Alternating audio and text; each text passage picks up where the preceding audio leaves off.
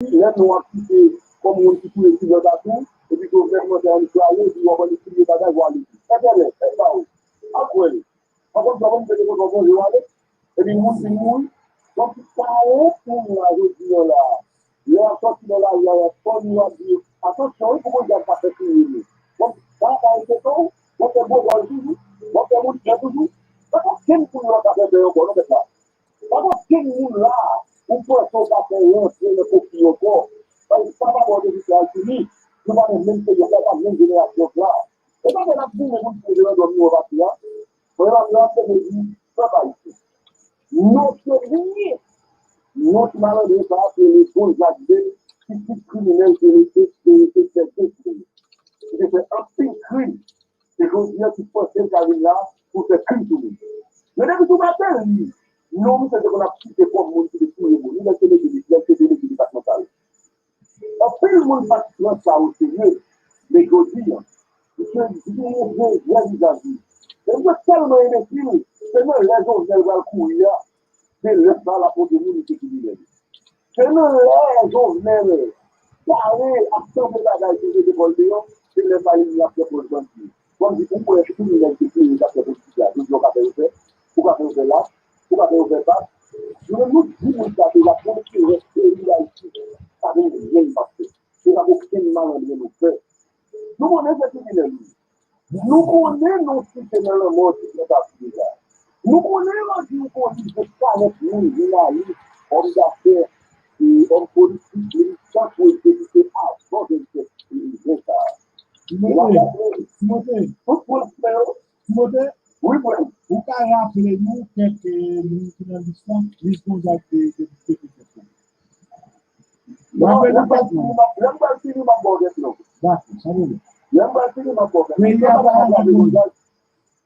monde là, ça va faire, c'est nous-mêmes nous prenons responsabilité de l'État. Nous avons avec toute probabilité, nous, dans le département, c'est une responsabilité. Si c'est malheureux, il ne va pas dire avec bagaille, il y a une constitution pour nous, pour protéger cette chose. Bravo avec les gens dans les villes, qui veut toute responsabilité. Si dit la taille parle, pour protéger la constitution, pour protéger la souveraineté, il veut tout le monde l'écouter. Moi, nous-mêmes, nous avons des préparations pour nous responsabilité, mais pour cette égalité.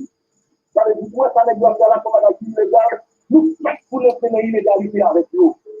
Parce que nous avons protégé la souveraineté, nous avons protégé la constitution. Maintenant, là, on va faire des gens législatifs avec nous. Quand j'ai pris le bagage et j'ai été dans la constitution, là, on va faire la constitution. J'ai fait toute l'institution honnête. J'ai fait toute la bagaille honnête. Toute la bagaille a conforté les Jovenel.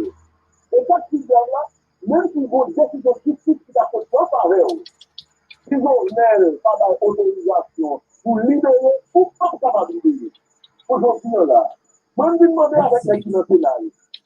On a dit bravo avec la sécurité. Même si on est avec tout problème avec l'envers, c'est que l'envers a toujours responsabilité. Il faut nous respecter ça. Qui n'est pas les débats, qui va faire le travail là. Vous faites un sénateur qui passe dans le Sénat. Pour que vous avez responsabilité partout. Vous avez des années là, les gens qui ont respecté la sécurité là, les constitutions.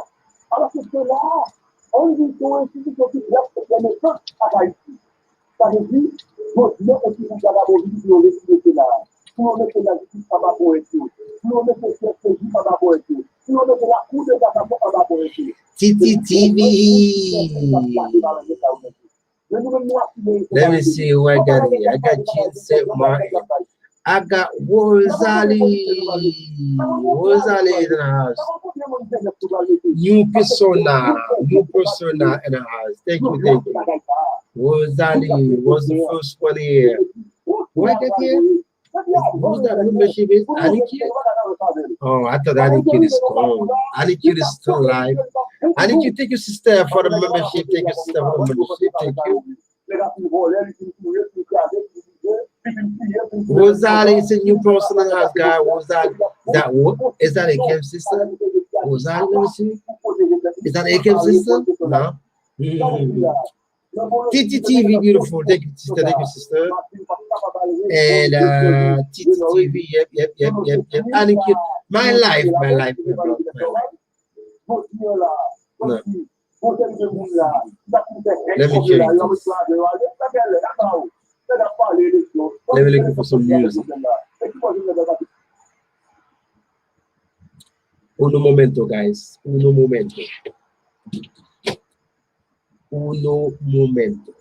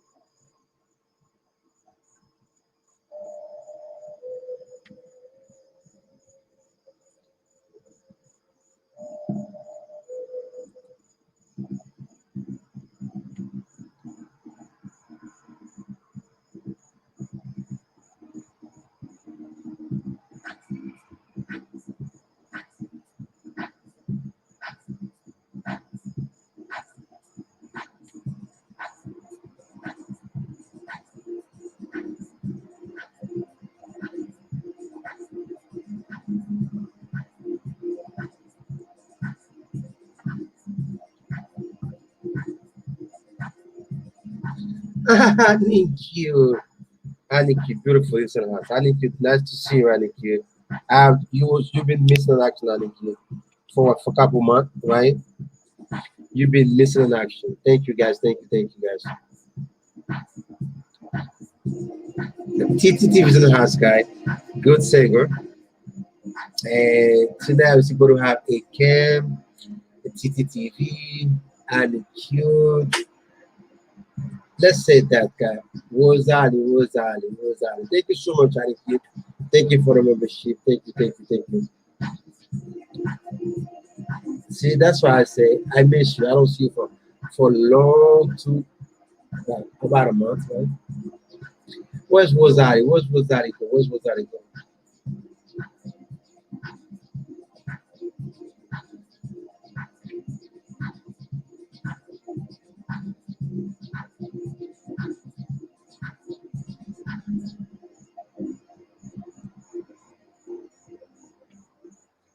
Yes, stay home, guys. Stay home.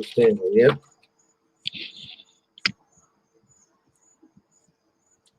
Stay home, guys.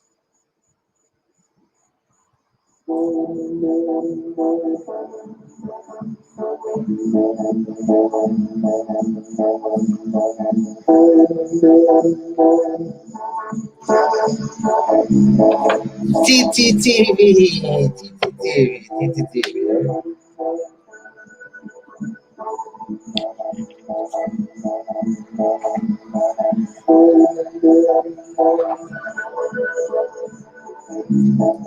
Guys, don't forget to share, guys. Share. No chill tonight.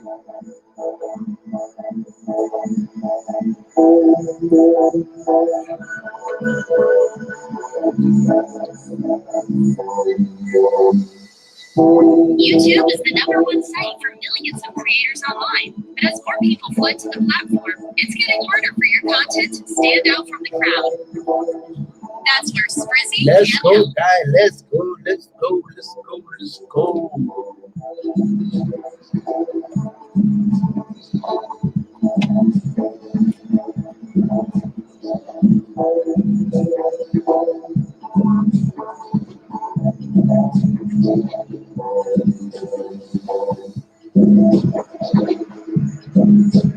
I am doing okay, Anikyu. I was crying because I didn't see you.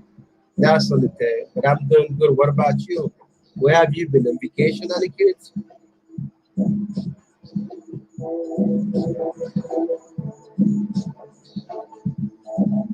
Anikyu was on vacation, right?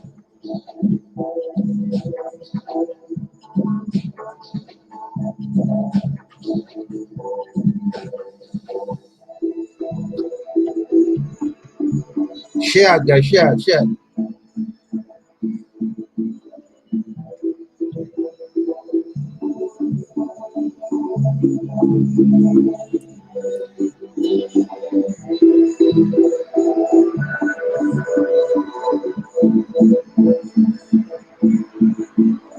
Share, guys, share. Chi. Hey, what is that? My vlog is in the house also. Beautiful, my vlog. What's happened? I thought you just get the membership. Is all expiring, my vlog? Ah, that expires so fast. A day, a month like a day now. A week like a day, a month like a week. I know you just get the membership. It's already expiring. Damn.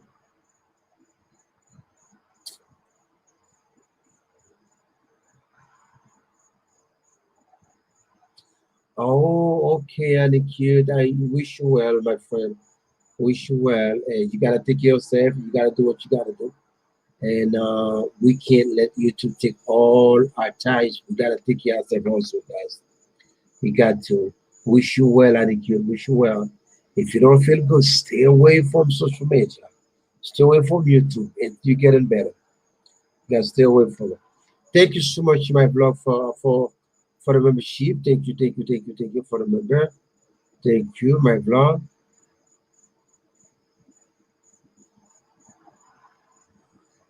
I thought my blog just get the membership, right?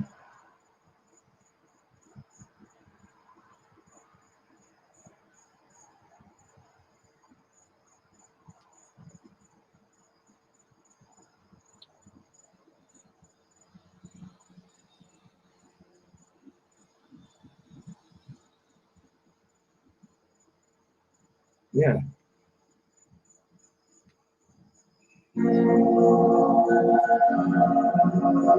Music tonight, huh? Music tonight. It's expiring already. I think you just got it, Mike. And because I'm gonna have my blog, you gonna come up tonight, and TDTV gonna come up tonight. Where's AK Mozales?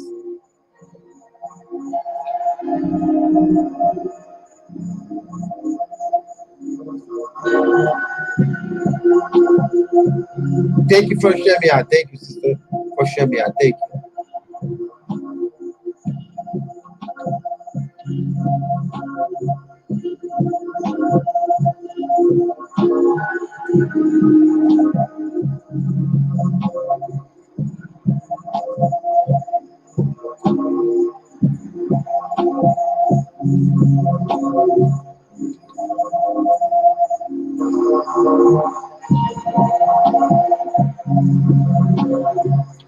It's all about YouTube, guys. YouTube.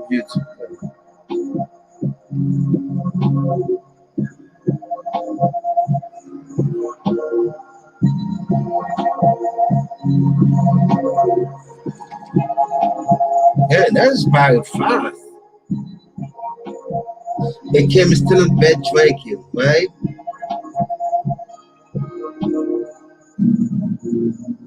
Yeah, he does that.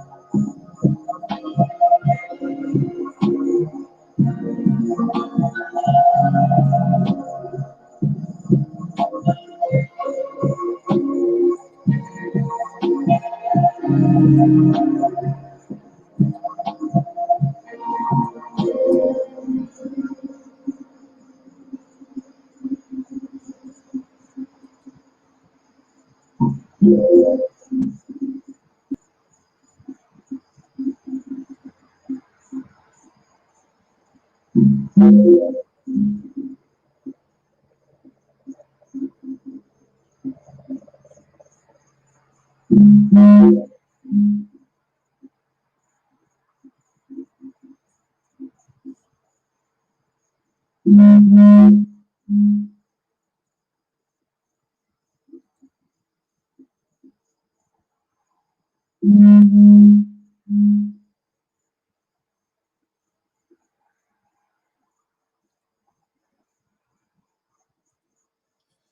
know why I make a noise, guy. I know why.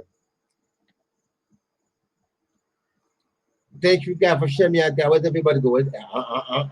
Don't play that tonight, guys. Where's everybody go? Where's everybody go? No, no, no, no, no, no. No good, no good. No good.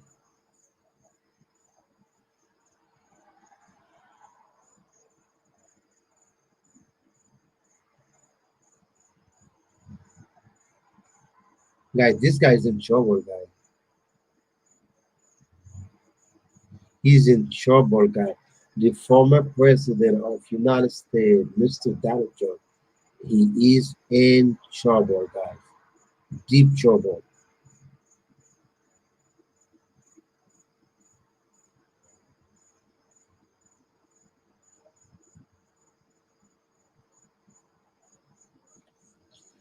Yeah, listen to this guy. Give me 1 second.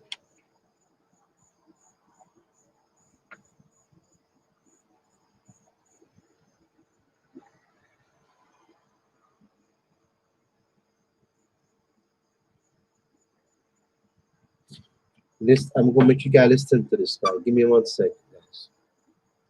I think he's in trouble, guys. This president is in trouble.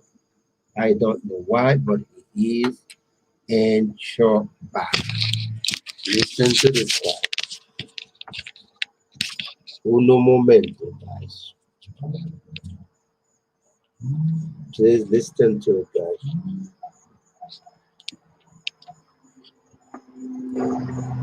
Former assistant district attorney in Manhattan. That's the office that's now run by Cy Vance. He's now a law professor at New York Law School. And Chuck Rosenberg is a former U.S. attorney and senior FBI official, and they both joined me Listen now. to this guy. Rebecca, let me start with you as someone that worked in this office. Your reaction to the news, the significance of it, what it means. Right. So first of all, it's important to emphasize that there probably was a grand jury already. In order to issue any subpoena, the prosecutor needs to have a grand jury. So what this reporting signifies, at least insofar as I understand it, is that they've moved beyond the phase of gathering information under the rubric of the grand jury to actually presenting evidence to the grand jury. And those are two different phases, and that's important because you have grand juries to investigate tons of things, and many of those end in nothing. But once you go to the phase where you're actually presenting evidence before the grand jury, then prosecutors have an obligation. And the ethical obligation is to have at least probable cause that a crime has been committed. But Cy Vance's office has actually put itself forward as an office that believes that prosecutors should not even enter the grand jury unless they're convinced that they have evidence sufficient to prove beyond a reasonable doubt that someone or something committed a crime. So my understanding of the reporting, at least the way it was explained to me, is that they've moved on to this evidence presenting phase, which itself suggests that the prosecutors themselves are convinced by the evidence that they have seen and are ready to present it to a grand jury and see if the grand jury too shares that conclusion. Chuck, what's your reaction, and how does that jive with how you're thinking about this? Well, first of all, I'm so glad Rebecca's here because practice in state grand juries is slightly different than practice in federal grand juries. But I think she's exactly right. Of course there was a grand jury because you issue subpoenas to third parties like banks to get records. That's part of your investigation. At this phase, a latter phase, you can begin to put witnesses before the grand jury. Why would you do that? Well, for one, it informs the grand jury about the matter that's under investigation. But second, and very important, it locks witnesses into a version of events. So if you put Rebecca in the grand jury and you ask her what color was the light when she saw the accident, and she says green, and later at trial she forgets or lies and says it was red, you have the transcript from her grand jury testimony, the substantive proof of what color the light was when she saw the accident. And so really important to start locking in witnesses. And can I just, one other point, Chris, that Rebecca made that worth, I think, reiterating, because it's such a good one. You don't go to a grand jury simply to indict. I think that would be unethical. I also think it would be foolish. You ask a grand jury to indict when you believe you have evidence sufficient to convict at trial. They're very different standards of proof. Nothing is gained simply by indicting a case that you can't convict at trial. That requires more proof beyond a reasonable doubt. And good prosecutors will ask a grand jury to indict when they have that higher evidentiary standard met. Right. So we don't know if that's the ultimate place this ends up or that request is made. But Chuck, that brings me to the point here that to me is the background context of this whole thing, right? Is you could pull out a law book about elementary criminal procedure, right? And that is important here. But the political, social, institutional realities of what we are about to possibly go over are enormous, historic. It hasn't happened before. I mean, Nixon was basically bailed out of facing this. It probably would have been federal court by Ford's pardon. But, you know, if you're sitting in that office as a line prosecutor, or if you're Cy Vance, or if you're anyone who's been making that case, Rebecca, you know, that's you're about to, you know, bring an indictment like the biggest criminal case in the history of the country in some respects. Yeah, I mean, I think first of all, we should be careful because it may not be Trump himself who they are seeking an indictment for. We don't know whether it's the organization, somebody else in the organization, or Trump. So that's one thing, but you're absolutely right. And I think that's a reason why, as Chuck was saying, you would want even more so than usual to be absolutely 100% sure that you can prove your case beyond a reasonable doubt, because out there are going to be these allegations that, you know, this is politically motivated. Right. You reported at the beginning of your segment that Attorney General James has joined this investigation or is working with Cy Vance, and she campaigned on this notion that she was after Trump, which itself can undermine the legitimacy of this investigation. So you have to just make sure that you are able to prove this case in a way that's just bulletproof. And so, you know, I don't know, and we don't know what happens at the end of this, and maybe it does end in a report. That's unusual, but it could happen. But I would think if we're at this phase that prosecutors think they can at least indict somebody, and that is, as you say, of historic importance. And so if they're doing this, that's why, again, I'm just inferring from their professional nature and the way they've approached these things in the past, I really doubt that they would do it, you know, just on probable cause. I'm sure that if they are seeking an indictment of anybody in any case, but especially one that's so politically fraught and so politically important, they would not do so unless they were fairly convinced that they could prove their case, you know, if not with ease, at least completely. Well, and here's, I mean, the point I kind of want to get to here, right, is that, you know, this could be the beginning of a very, very long journey. We don't know, and we don't know what direction it goes. But to the extent that you continue down this path, right, Chuck, you know, the American criminal justice system operates every day. It's one of the most active in the world. We have more people incarcerated per capita than anywhere else in the world. And 90 to 97% of the cases that come through criminal courts are pled out. We plea and we plea and we plea and we plea. The whole machinery works that way. You can go to midnight arraignments at any city in America and watch this happen. That's the way that. What we're talking about here is just in a different universe. It's almost a difference in kind when you're talking about the scrutiny and the pressures and the standards and the resources that will be available to the people in the Trump org if that is where this goes. Well, sure, Chris, but if Mr. Trump is indicted, he's not the first defendant with ample resources to hire lots of attorneys to defend him. Mm-hmm. So if your question is, can the criminal justice system handle a case like this? My answer is absolutely it can. It depends on a couple of things. You need a really good judge. You need a judge who can control her courtroom, who's decisive and smart, who doesn't play to the cameras.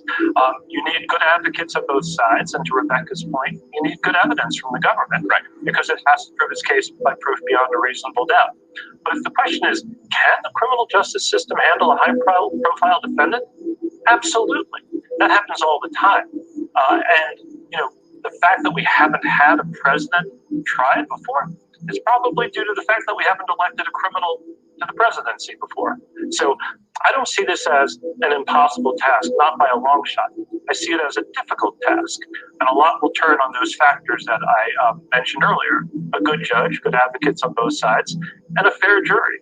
And when you're talking about a city with millions of people, you're able to put together a fair jury. It'll take time. You need to be careful. You need to do it right. But can it be done? Absolutely, it can be done.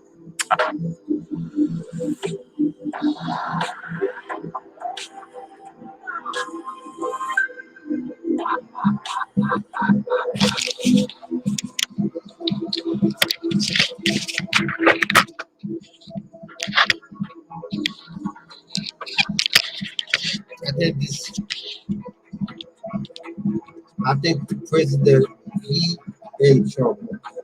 I don't know. Ain't nobody know what's going on, but it's something to me. This guy is in trouble.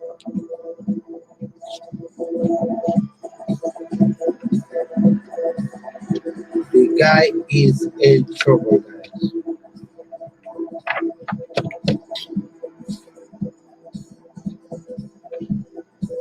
Where's everybody going? The TV is here. Who's that? My vlog is here. That's it.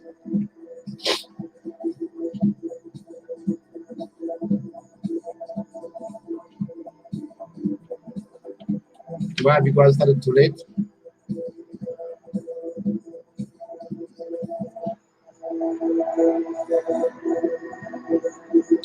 Akem is not there yet. He's still in bed, probably sleep.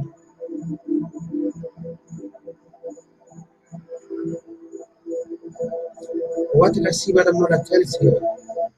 Really? Did she? Yeah, I think so. Yeah, Madam Noratel is in the house. Madam Noratel is in the house. Thank you so much for coming, Madam Noratel. Oh, Akem is there also. Oh, tonight I got Akem. I don't have the brother. Thank you, guys. Thank you for coming, guys. Thank you, thank you, thank you.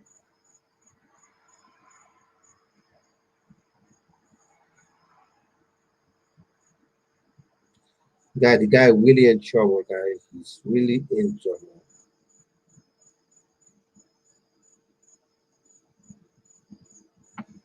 All right, all right. Akem is in the house.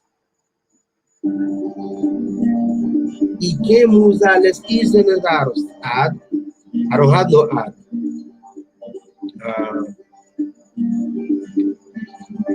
You sure by that Akem you have an ad? I don't have one. Long ad. I remember one time with Annie Cute. You remember that? When I told her that the long ad and she said, was it me? No, you said that. Thank you for that. Madam Lola Tere, good morning for me. It's good afternoon. It's 10 p.m. 10 p.m. Annie Q, beautiful, nice to see you. I'm so happy to see you, Annie Q. I'm so happy to see you. I don't see you for a long 3 weeks. I think so. 3 weeks.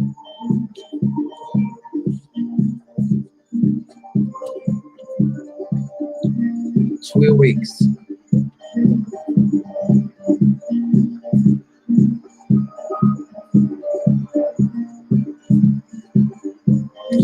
I'm not sure. I don't know the real Akem. I'm not sure because I don't know every day. We got Akem. We got, what's the other one? I forgot the name. You got original but check. We have what else? Chamber. We have what else?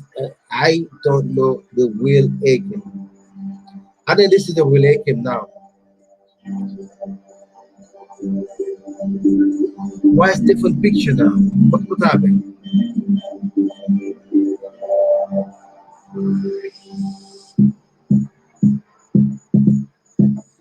Hey, everybody try to show love. Thank you, ATT, love, ATT again. Thank you, sister. Thank you, guys. Thank you. Just me, Madam Lola Tero. Thank you, guys. Oh, you guys so sweet. That's why I love y'all so much. That's why I'm in love with the Filipino. I'm in love with the Filipino. Except for Akem. I'm in love with the Filipino. They kind, nice people.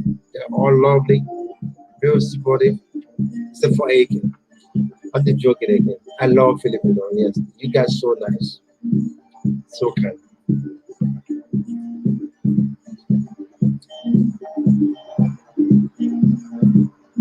You guys so kind.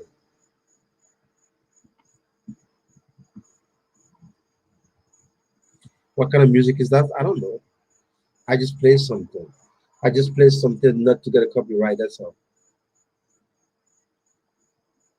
If it's a copyright, I can just put them in mute or remove them. YouTube is not playing. YouTube is playing tough, guy. Guy, I wake up so early in the morning, guy. I wake up so early. I gotta wake up at 5 in the morning. That's why I always be in Aiken, regardless. But sometimes I can't talk. My vlog also, same thing.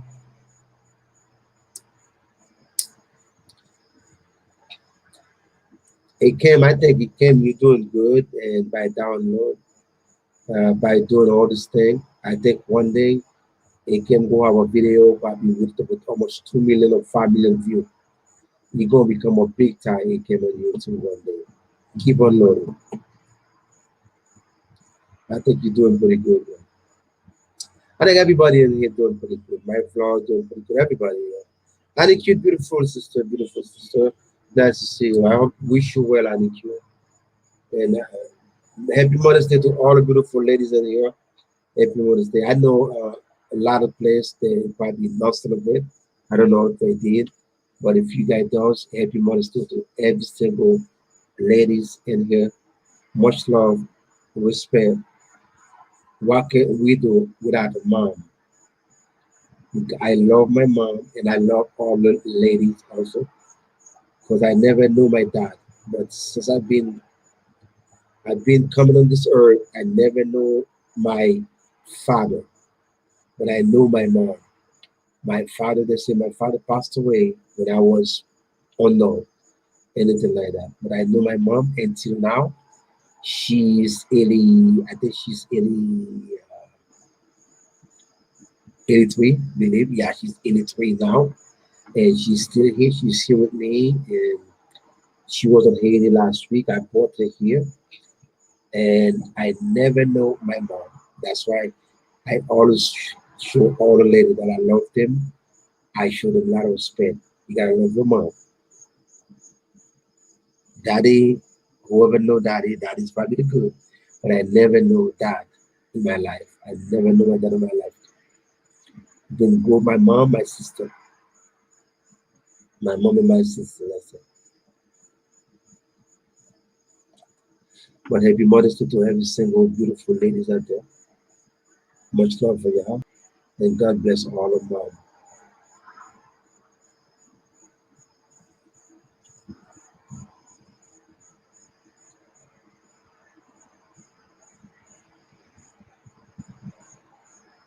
Okay, do you have two channel with Aiken? Two channel? Mhm.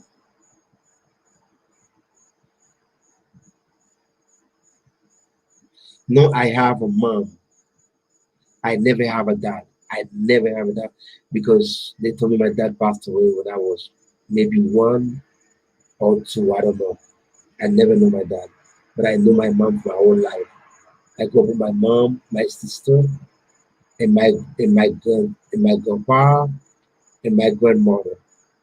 I know my grand, I know my dad's father. I know my dad mom.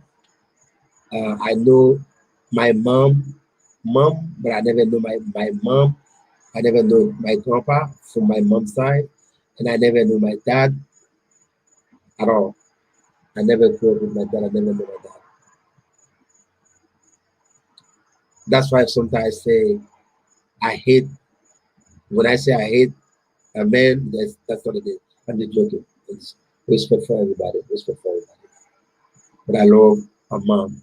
Mom is, I think, it's the most prestigious thing in the world that we a kid should ever love a mom.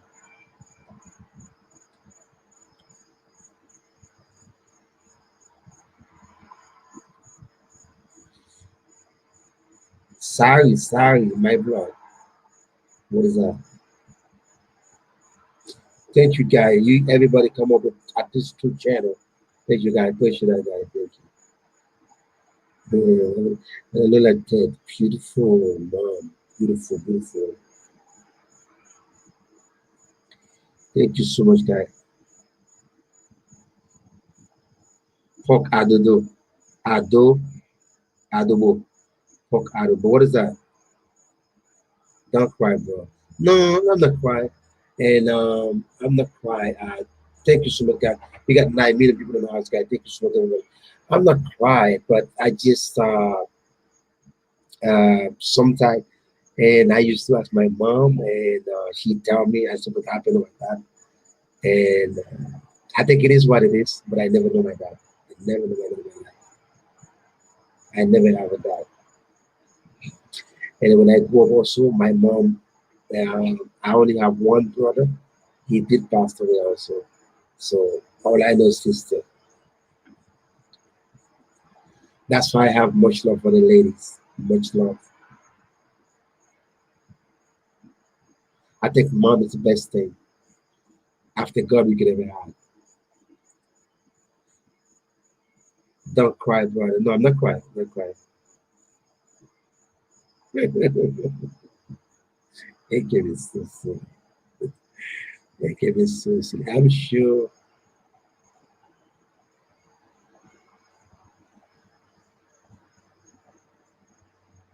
Yeah,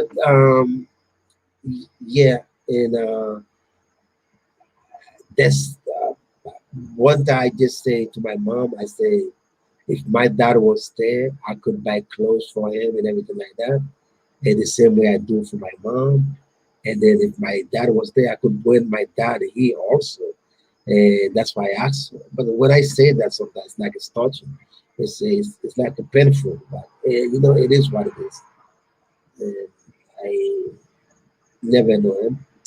Yeah, I do have a lot of love for the dad also. I respect him. And a dad is the ones who work hard to make sure things get taken care of. When the dad is there, things get better for the kid. Yeah.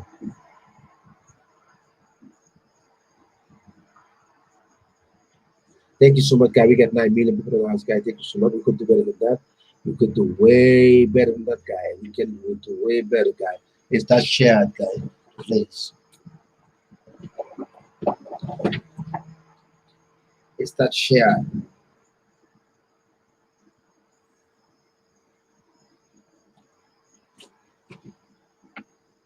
We could do way better, guy. We can bring a lot more people in here, guy.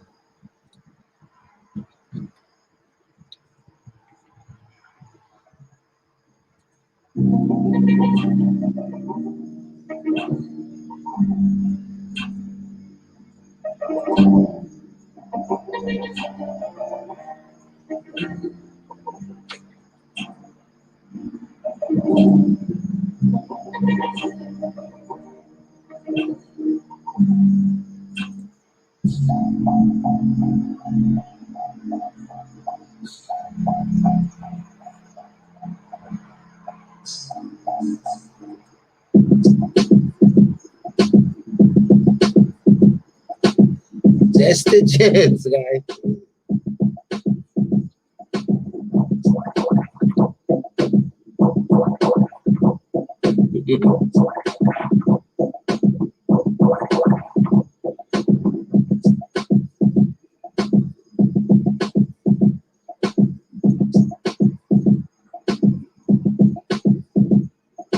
Let me read that. I'm Danny. No, I'm not reading that.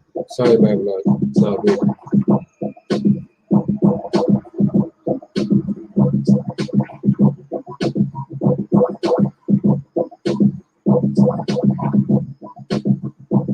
Who gonna sell a song for Mother's Day tonight? Nobody?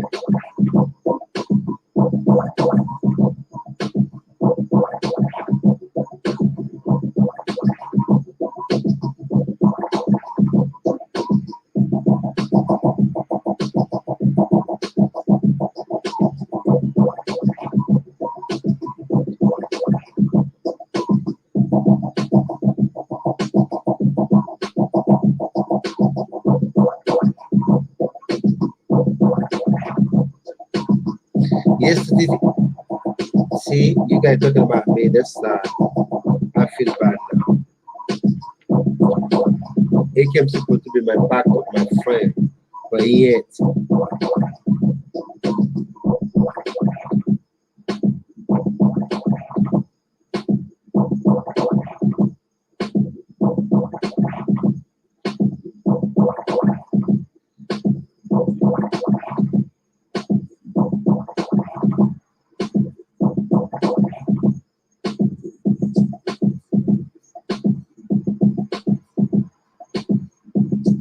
Thank you, beautiful Aniki. Thank you for sharing me out, my sister. Thank you so much.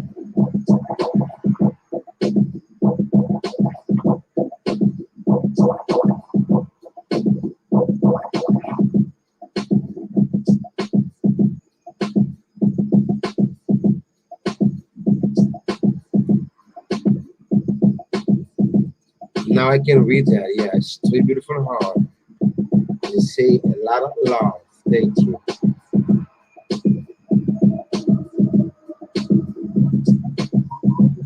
Thank you, sister. Thank you, thank you, thank you. Which I'm watching.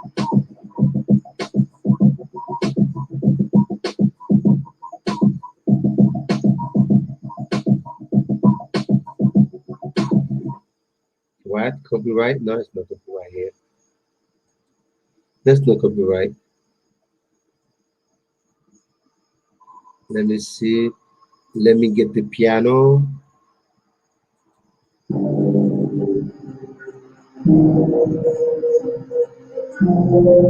That's a nice flip. Music. Man, I'm not at that. Be patient. Yes, we gotta be patient. Doesn't matter what we do, we have to. Yeah. That's why I choose them carefully.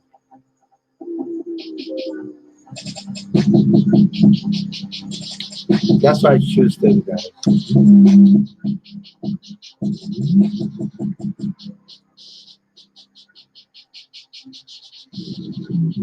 Yeah, that's why I choose them. You gotta be patient, yes. Patience is what God.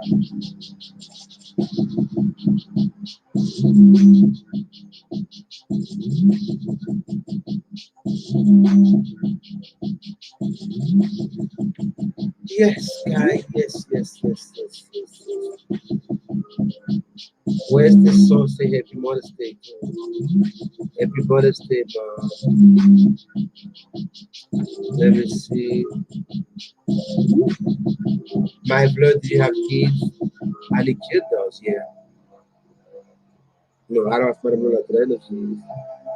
My vlog, you don't have no kid yet? My vlog.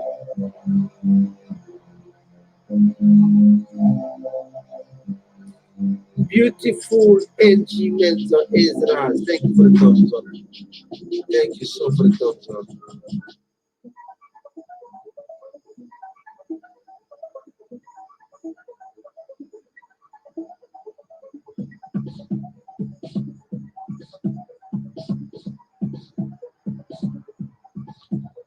NG Mentor got some love in here.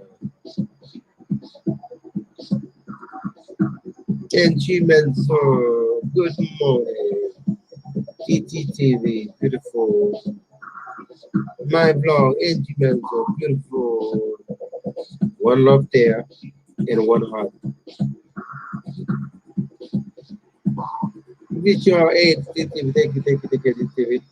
Thank you, my friend. Thank you, guys. Thank you so much, guys. Appreciate you guys very much. But my vlog, I need you all here. You gotta sing a song tonight. Don't tell me your net is not working. Don't tell me it's not working. I'm sorry, not Anikit. See, Anikit is all about you. She thinks she all. Yes, you are.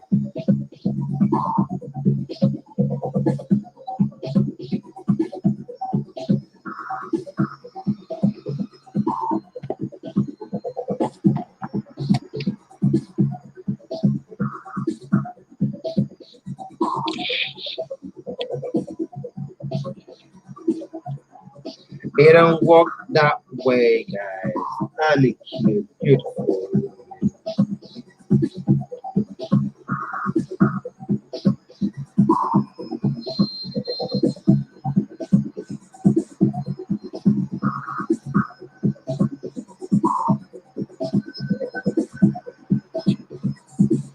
This guy said jealousy is a disease. Is that true, guys?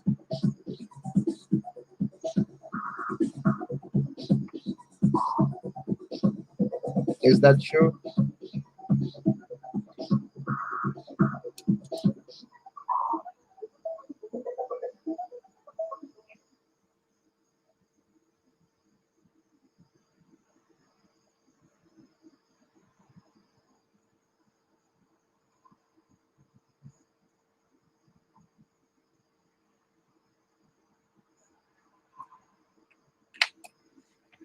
Thank you, guys. We got 10 million people in the house, guys. Thank you so much, everybody. Thank you so much, guys. We got 10 million people. Listen out, guys. Don't forget, guys, to give a thumbs up, guys. Thumbs up, please. Thumbs up, thumbs up. Please, guys. We got 10 million people in the house, guys.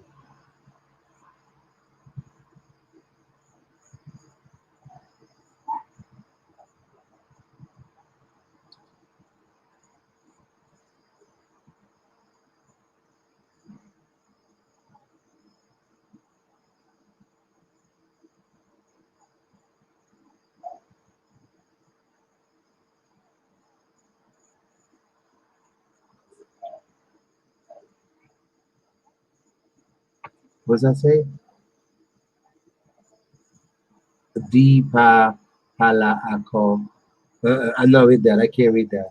Great. Thank you so much, guys. We got 10 million people in the house, guys. Thank you so much, everybody. Thank you, guys. Thank you, guys.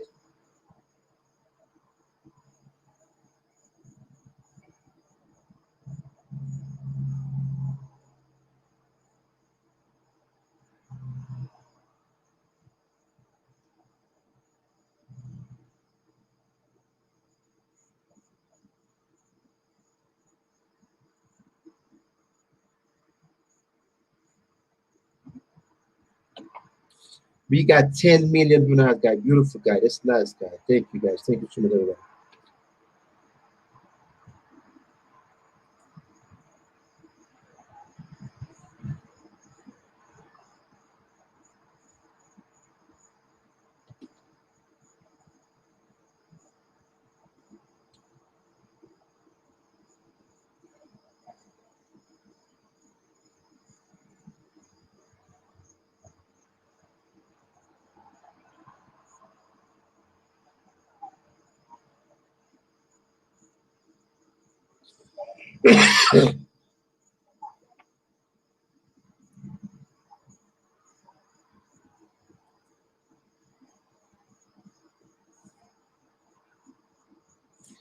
Thank you so much, guys. 11 million people in the house, guys. 11 million, guys. Let's work it world.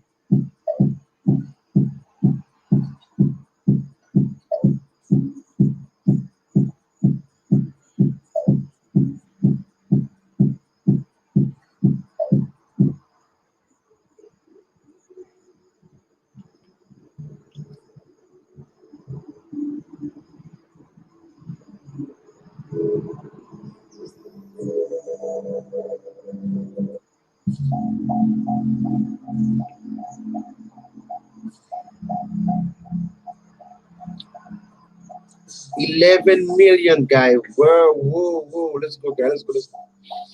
Thank you so much, everybody. Thank you, guys. Thank you so much, guys. Thank you, thank you, thank you.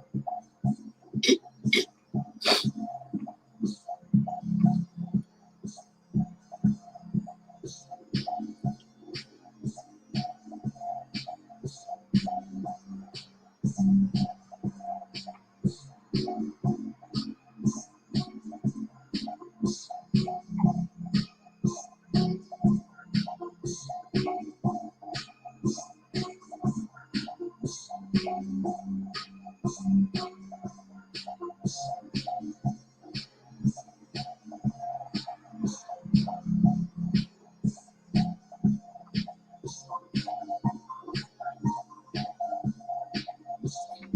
Manicure, thank you, sister, with the queen. With the blue hat, I'm sorry, not the queen, blue hat, thank you.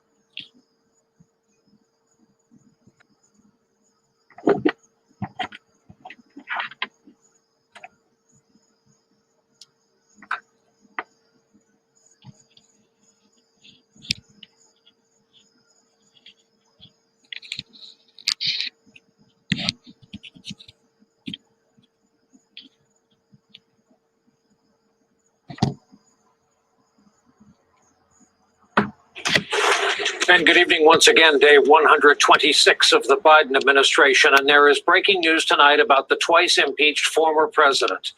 The Washington Post first to report that the Manhattan District Attorney has convened a grand jury that is, quote, expected to decide whether to indict Trump, executives at his company, or the business itself, should prosecutors present the panel with criminal charges. The report continues to say the move indicates that Manhattan District Attorney Cyrus Vance's investigation of the former president and his business has reached an advanced stage after more than 2 years. It suggests, too, that Vance believes he has found evidence of a crime, if not by Trump, then by someone potentially close to him or by his company. District Attorney Vance has been looking at Trump's business practices before he was president. Vance fought all the way to the Supreme Court to get the former president's tax returns into his hands. New York's Attorney General Letitia James is also conducting a civil investigation into Trump. She recently joined forces with Vance's office in the criminal inquiry. These investigations are believed to be largely stemming from cases involving Trump's former lawyer and fixer Michael Cohen, who eventually, of course, famously turned on his boss after pleading guilty to making hush money payoffs for Trump and lying to Congress. This latest investigation appears to hinge on longtime Trump Organization CFO Alan Weisselberg, who has been under pressure from the Manhattan DA. One of the Post reporters who broke tonight's story described Weisselberg's importance to this case. Wait, before you scroll away, Democratic headquarters urgently needs you to sign this petition to protect voting rights before the deadline closes. Republicans are trying to disenfranchise millions of Americans from their right to vote. It's shameful but not surprising to see Republicans resorting to Jim Crow-era restrictions to try and seize power. We must do everything within our power to protect the right to vote, but we're still missing your name. So please, add your name before the deadline to stand up for the sacred right to vote.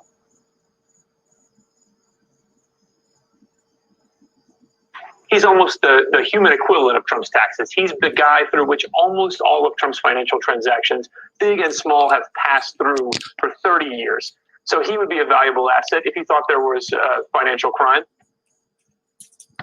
To no one's surprise, Trump tonight responded to the Washington Post story with a lengthy statement calling the DA's investigation, and we quote here, a continuation of the greatest witch hunt in American history, purely political and an affront to the almost 75 million voters who supported me in the presidential election. That echoes defiant comments he made late last year about being a target of law enforcement. These same people that failed to get me in Washington have sent every piece of information to New York so that they can try to get me there. It's all been gone over and over again. For $48 million, you go through tax returns, you go through everything. They want to take not me, but us down. And we can never let them do that. Well, All they do is investigate. Then they send everything they have into New York. When I beat them in the federal, they send everything into New York. Oh, let them take a crack at it. The Washington Post, Barb, adds this detail. The panel was convened recently and will sit 3 days a week for 6 months. It is likely to hear several matters, not just the Trump case, during the duration of its term, which is longer than a traditional New York State grand jury assignment. So, Barb, what can we glean about this investigation?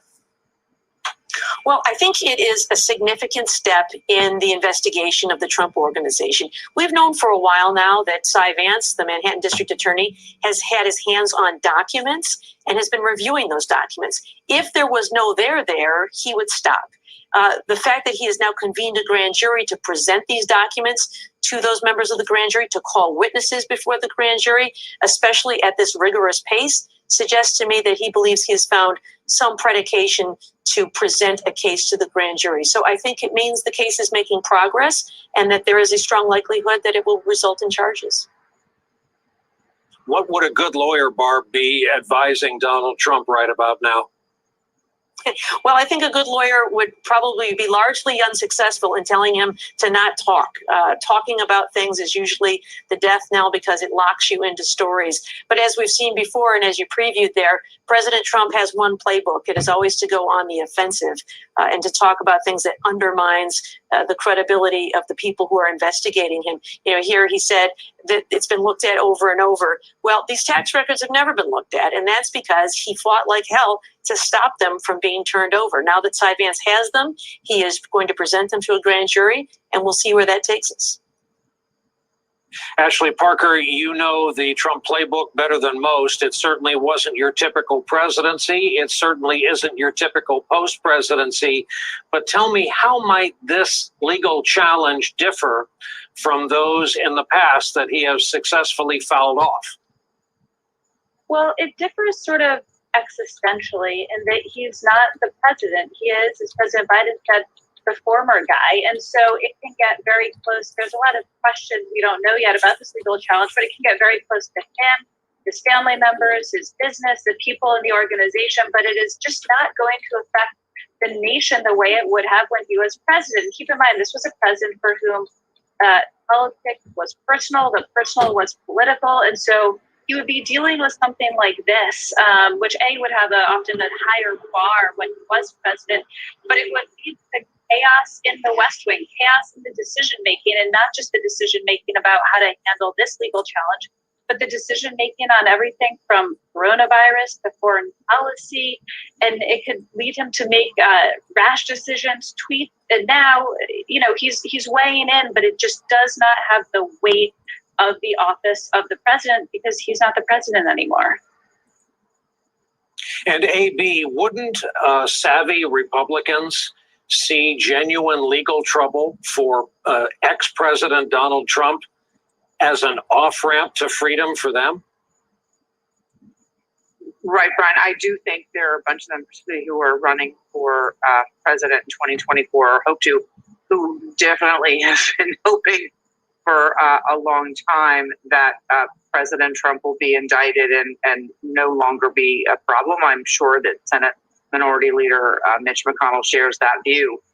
But the MAGA-verse, where Donald Trump is still president and raising hundreds of millions of dollars off of his persecution complex, it is a place where people have to rise up to his defense and call this a witch hunt. He will be keeping up a huge narrative all throughout. He is holding rallies soon. And he will put pressure through the fervent support of his base and all of those small dollar donations and all of his rhetoric about people persecuting him from the Democrats to the media to the judiciary to law enforcement. He will be keeping it up. And that puts pressure on the average Republican who either serves in a red district, a Trump district, or is a senator looking in cycle for his endorsement. And that really means that you're going to hear a lot of the same kind of comments they make about the big lie, things like, well, I'm not saying the judges were wrong about saying there wasn't fraud, but there are just a lot of questions.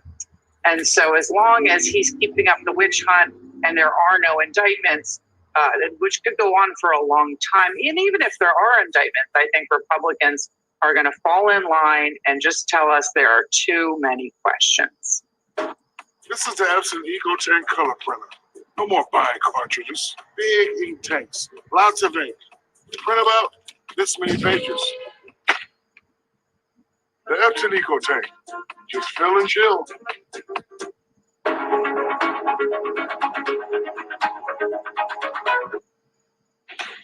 Well, good evening once again. Day 127 of the Biden administration, and tonight there are more signs that the former president's legal jeopardy is real. Over 24 hours after the Washington Post first reported that a special grand jury will indeed decide whether to indict Donald Trump or his company's executives on criminal charges, there was this today from CNN that, quote, Manhattan prosecutors have told at least one witness to prepare for grand jury testimony.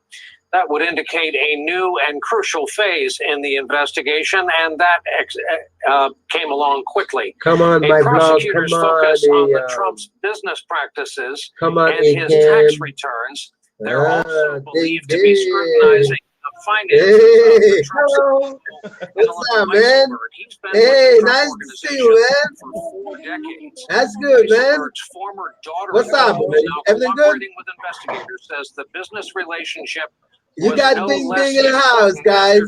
Who's come up with Ding Ding? Hey, Kim, come on, man. Family relationship, but also they're very matched. Where he at, man? He's scared. Like that continued when he. What's up, Ding Ding? What's going on, man? In terms of finances. When's the last time you spoke to DA investigators? What's going on, man? Good? Everything good? Provided additional documents. Yes, I'm doing fine. Yeah, man. Now you ought to support me, man. Thank you for coming. Pineapple. Hey, pineapple. Oh, gosh. Yes. I'm good. Escalating legal dilemma. Oh, I can say you want that. When they turn around and they present to Alan a pineapple, what else? Or multiple documents that show a criminality attached to it. That's it. It's now either you gotta speak out you or you gonna make some juice, right? Donald Trump you gonna eat him like this, right? For what's going on here, because Donald Trump doesn't take responsibility. That's good, man. Thank you, man. Everything good? He's going to turn around and say, "How's your channel going, man? Good." To my accountants, I pay a lot of money to lawyers. That's good, man. That's good, man. I was told to do this. You should the picture. Members of Trump world about the mood among his oh, you should the picture. What you got, man? Reporting, according to one advisor he talked to, quote, there's definitely a cloud of nerves in the air. The Weisselberg involvement and the wild card of that makes the particular situation. Who's coming up? Come on, real. The fact that they're dealing with a numbers guy who just has say you want somebody details makes people more nervous. Clara, right, you need somebody with you, right? Your background as a prosecutor, what stands out to you? I understand it's early yet. What's going on, man? Talk, say something, man. Well, first I would say it's probably not early. Typically, a grand jury is not called until most of the investigation is completed. My vlog say, this is about presenting evidence to the grand jury and taking some testimony. My vlog say, ha ha ha. You like President Trump, man? Forensic accountants, Brian. They've had his tax returns. They you like know Trump? Where the lies are. And the problem the president has is either my vlog, come on, man. His what you gonna do for us tonight, Ding? Down, or he's gonna go down because you gonna when us you some juice? lie about financial transactions, you know what? It's a felony. It's a felony. And so we know he's lying about financial transactions. To one folk, he says, I'm rich. To someone, in order come on, to my vlog, come on. Another, he needs company. In order to avoid taxes. It's not that complicated, and I think that I'm willing President to Trump is in trouble, guys. The prosecutor has the evidence corralled. Now it's just a matter of presentation. Who's and the coming grand up? jury Nobody coming to a else? decision as to who to what indict. You going to tonight, Ding Ding? Try going up. Professor Murray and No, team were my vlog. led to believe it is a lengthy Which one you coming on? You want to come on here. What AKM else or my beyond the vlog? obvious, the former president part, would make him a unique defendant here? My vlog say, I'm sorry, host. Well, we've never had Data a is not former good. president Come on, who has been charged with a man. crime. And to be clear, the grand jury has not yet Where's done anything. AKM? But the What about fact you, AKM? that this special grand jury has been impaneled and that it's been slated for a Oh, longer my term than vlog. usual No, grand juries don't suggests do that this is a this. sort of sprawling Ding and Ding say you want a complex company. You want somebody financial to pick this crimes company case. now. The fact that we learned I will last go week get- that I will the go. New Yeah. York Attorney General has You joined go, forces you and go eat has banana. begun Hey, to pineapple, complicate man. things Go ahead, further. man. It seems as Show though us what you they are do. working in Bang. tandem together, which makes this perhaps I'm even going to more build up complicated, more a sprawling. But the fact that this Okay, grand jury has been bang. impaneled suggests that there's Hey, something be here careful, man. that Be they want to careful. present to the grand jury. They think they have something, and the president or Be someone careful. very You gonna make close some to him is juice? certainly at the center of it. Which brings You gonna make us some to juice, you, right? Phil. You chronicled the former president as few others did. What are you hearing? What echoes from Be careful, man. his Be circle? careful. How is it different Yes, it's seeming this time?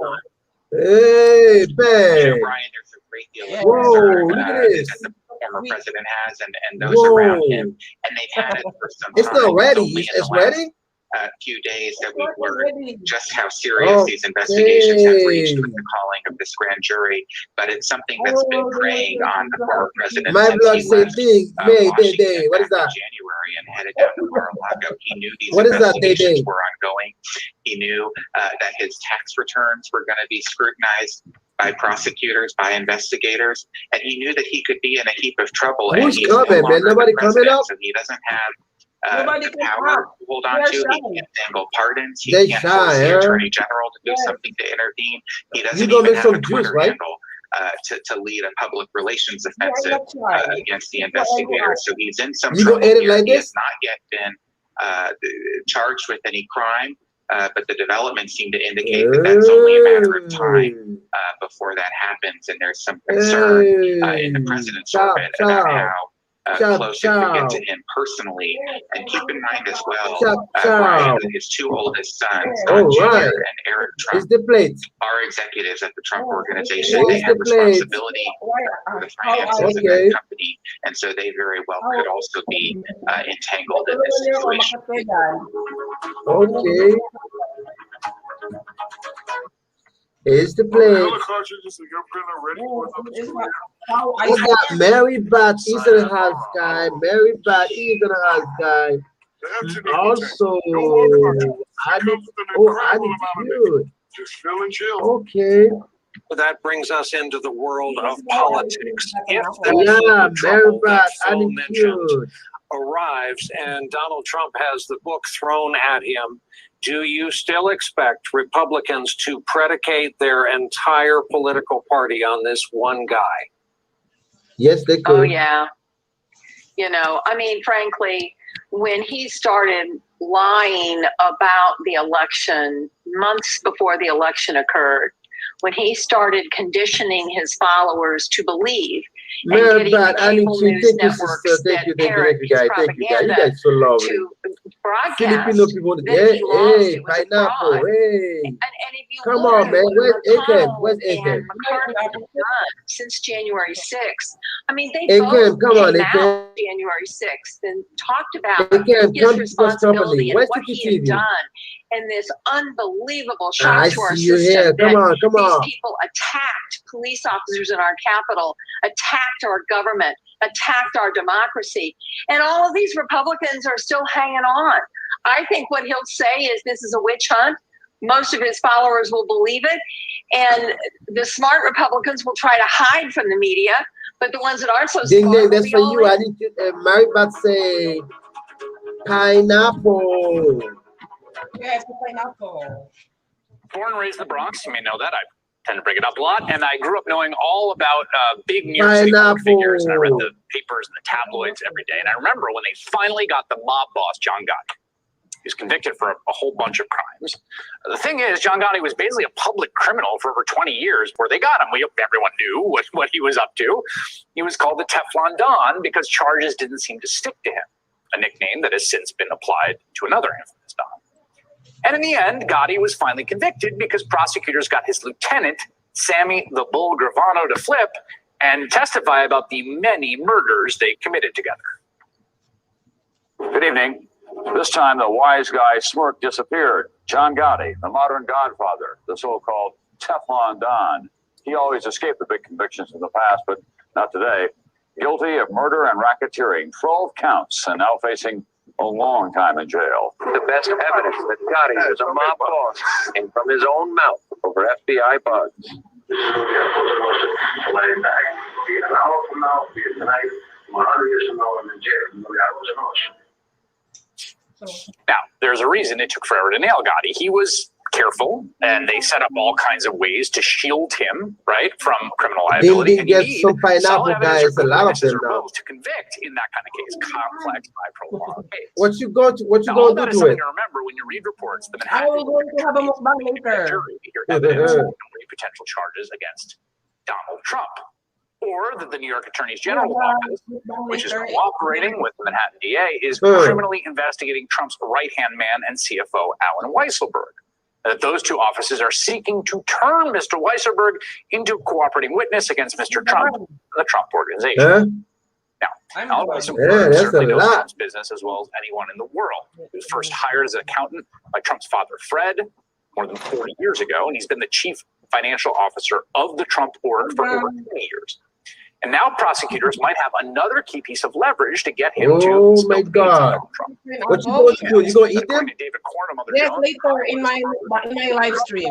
I have currently being investigated by the Attorney General of Washington D.C. for essentially crafting funds to benefit the Trump family. And you know, oh, that's a lot. David, great to have you. Tell us what these emails are and what they indicate. You have to remember there's a scandal that hasn't gotten a lot of attention. That's a lot. That's about the Trump Inauguration Committee. Yes, I'm doing it every day. PIC is what people I need to say she wants some. It's being investigated. It's a civil investigation, not a criminal She's investigation. she's in what? In Japan? For basically she's in Japan. You're in Japan also, right? You're in Philippines? And using it to enrich, guess what? The Trump family by overpaying. You're in Philippines, right? Trump Hotel for events and for holding a lavish party for the Trump. Where were you? You in Philippines, right? Thousands of dollars. Basically, the Attorney General you in Philippines? Has accused the Trump family of using. Where you live? Already, because I'm going to go with what country? Of thousands of dollars. This is corruption. Not even the first day of the presidency, but starting the day before, the week before.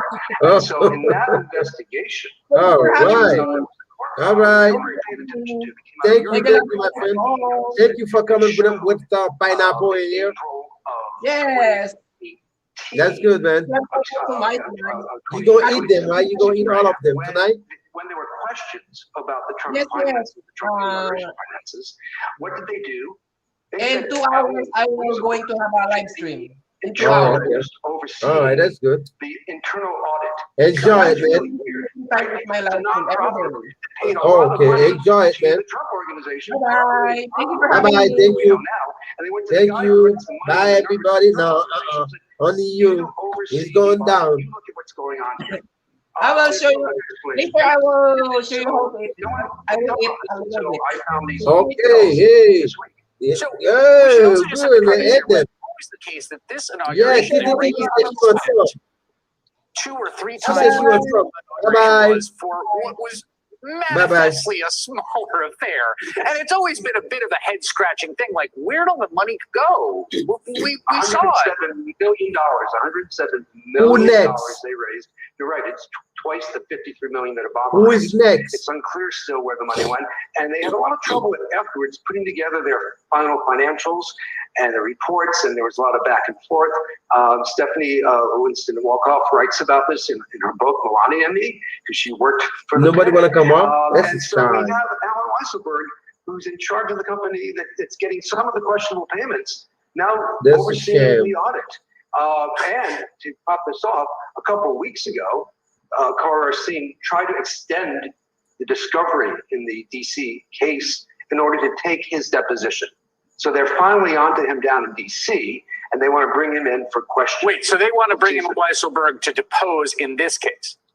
In this case, they now want, they went to the judge and said, we need Yeah, more time she doesn't want to for discovery comment. because we want to bring him She don't even answer. So again, it's a civil case, not a He criminal came case. ignore me. It shows yet again he's in Madame the middle Lola Ted is of what here. seems to be, at least it's an alleged example of Everybody Trump. ignore Yeah, me. I mean, it sort of points to the fact that you've I got, feel you've got a bad. situation in which the allegation is that the committee is essentially skimming off the top for Trump org, and you bring in the Trump org accountant who would be on the receiving end of those payments, essentially, or overseeing them to run the audit. But it's also another example of like, he's in the middle of all of this, right? I mean, he is the guy.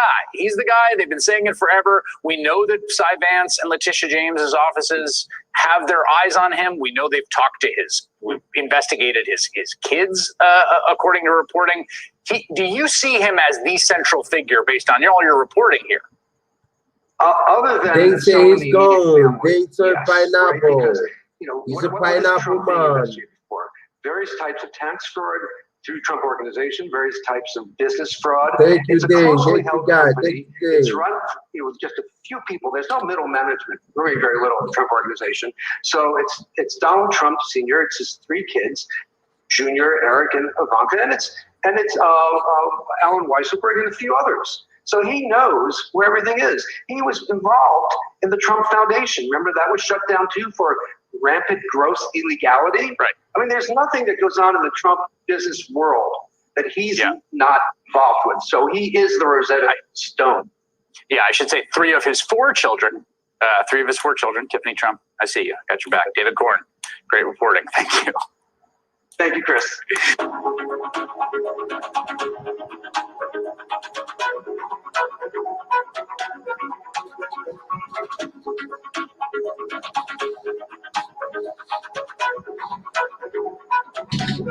President Trump is in trouble, guys. Evening from New York, I'm Chris Hayes. No one should be surprised by what is likely going to happen in the U.S. Senate tonight, but everyone should be outraged. Republicans are planning to block a procedural vote to filibuster the attempt to create an independent commission to investigate the January 6th attack on the U.S. Capitol. Leningrad, right? Black and white issue.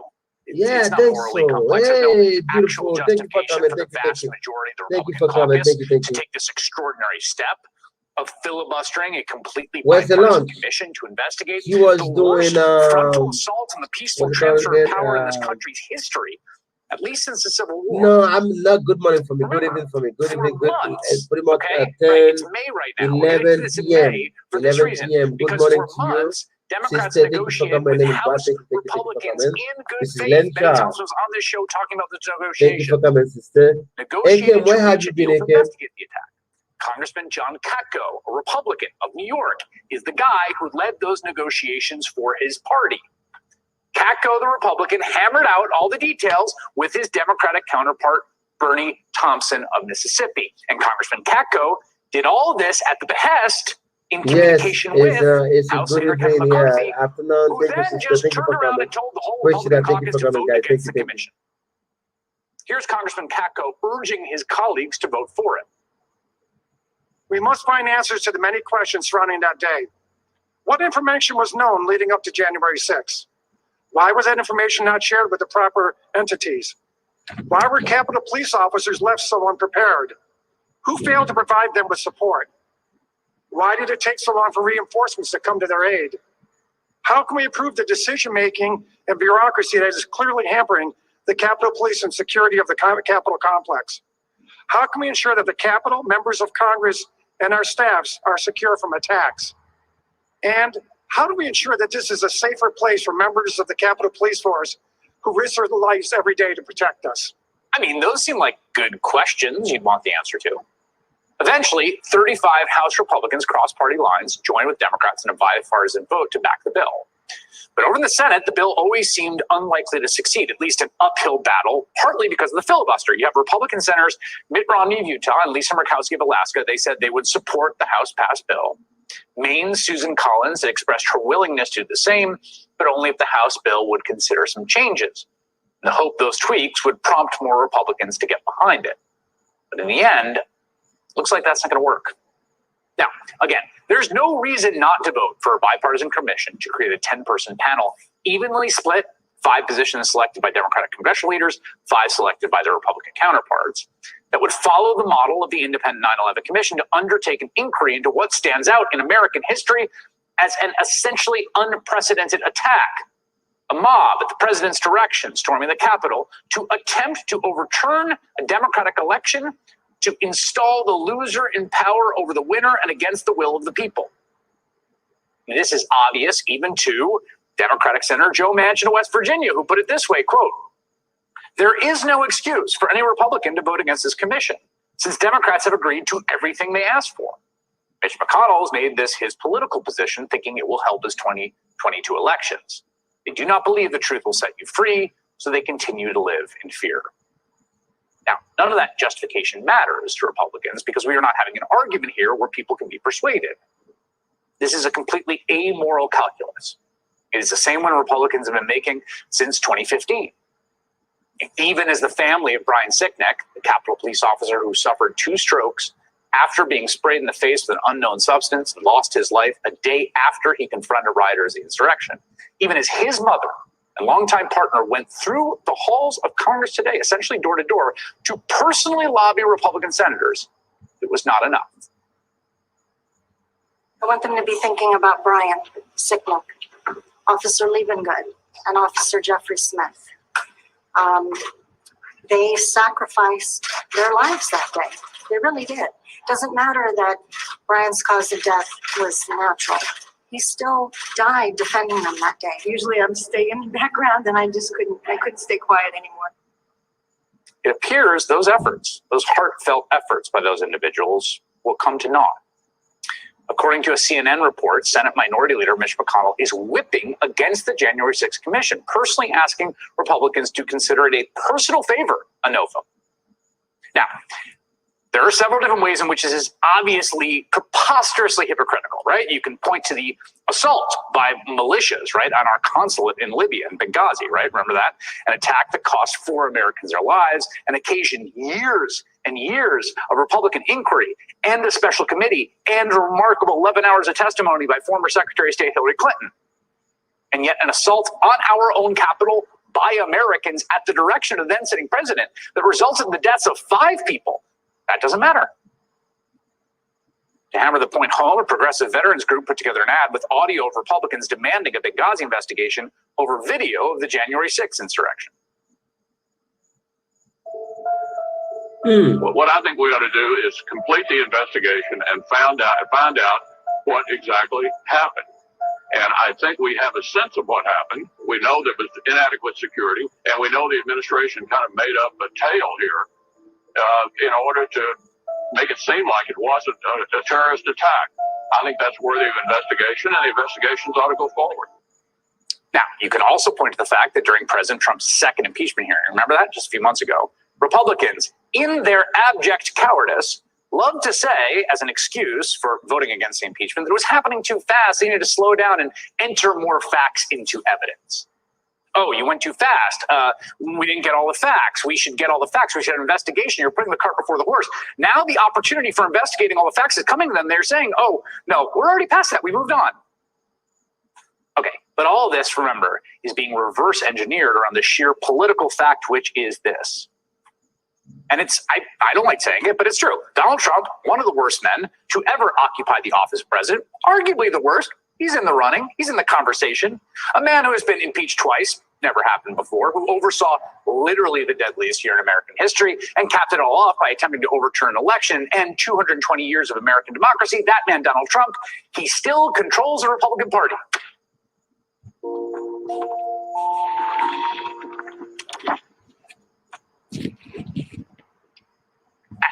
No one reads his blog. I don't know what he does in Mar-a-Lago. No one really cares about his takes, as they shouldn't, but there he is. And the reason is he fully embodies the base of the party, their worldview and their grievances and their hatreds.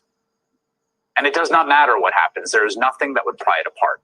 They had one chance. They had it. It was given to them to make a clean break. That was during the impeachment. They had it. You could have voted to convict Mitch.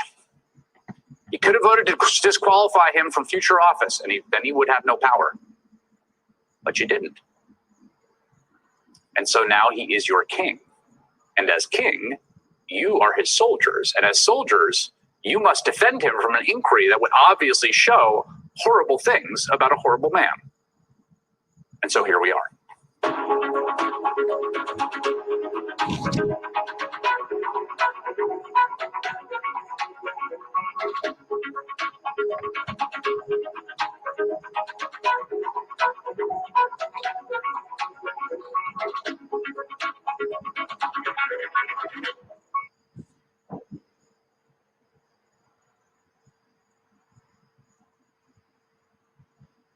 The Biden administration has set a target of cutting U.S. carbon emissions in half by the year 2030. It's both an extremely ambitious target in the context of America and about the bare minimum necessary to do our part under the Paris Climate Agreement, to try to stop the planet from getting 2 degrees Celsius hotter than it was back in the 19th Thank you for the thumbs up. Thank you for the just thumbs about up. every other country in the world has their own emissions targets, and targets are good. We like targets. The problem is no one is hitting those targets. And fossil fuel companies have been going around telling their investors, perish maris, don't worry. The targets are all BS anyway, and we'll keep pumping carbon out of the ground for energy well into the future. Here's a case in point, Alaska, where the Biden administration is defending a huge Trump-era oil and gas project in the North Slope of that state. It's designed to produce more than 100,000 barrels of oil a day for the next 30 years. This, despite President Biden's pledge to pivot the country away from fossil fuels. The administration is fighting for a multi-billion-dollar plan from ConocoPhillips to drill in part of the National Petroleum Reserve that was approved by the Trump administration late last year. Now, how crazy is it to keep drilling like this? This is how crazy. In a paradox worthy of Kafka, ConocoPhillips plans to install chillers into the permafrost, which is fast melting because of climate change, to keep it solid enough to support the equipment to drill for oil, the burning of which will continue to worsen ice melt. Yeah, you get all that? Did your brain just break? Put another way, there is literally nothing that will get oil, gas, and coal companies from stopping extraction, other than going out of business, which is happening to a lot of coal companies particularly, or some kind of binding legal order to cut it out, stop. And on that score, enter the Netherlands. Yesterday, a Dutch court ruled that the Royal Dutch Shell company helped drive climate change, fact check true, and they ordered the company to cut its own CO2 emissions, as well as from its suppliers and customers, by a net 45% by the end of 2030 compared to 2019 levels. Now, Shell says they will appeal. But this is a landmark ruling. This is the first of its kind. I mean, other courts in the EU have issued rulings that have bound governments to be more aggressive in emission targets or controls. But this is the first court order that gives a specific legally binding emissions target to a fossil fuel company. The lawsuit brought by Friends of the Earth, Netherlands, among others, may be the first of many that use courts to provide the sticks necessary to get companies and countries on track to keep their Paris promises.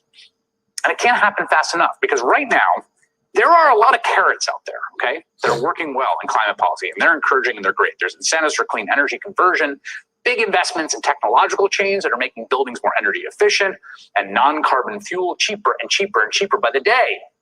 The infrastructure bill has these huge climate investments to make the Paris targets.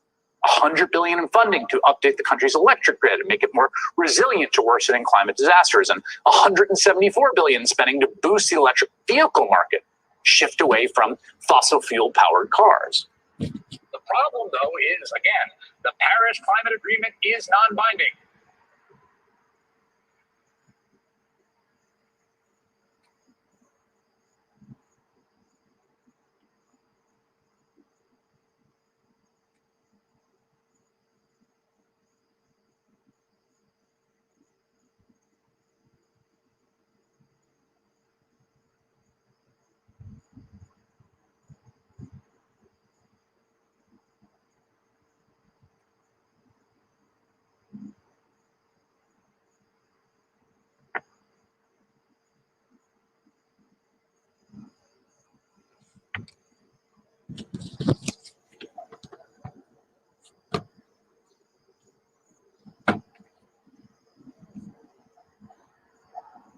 Please welcome Shyla Patterson.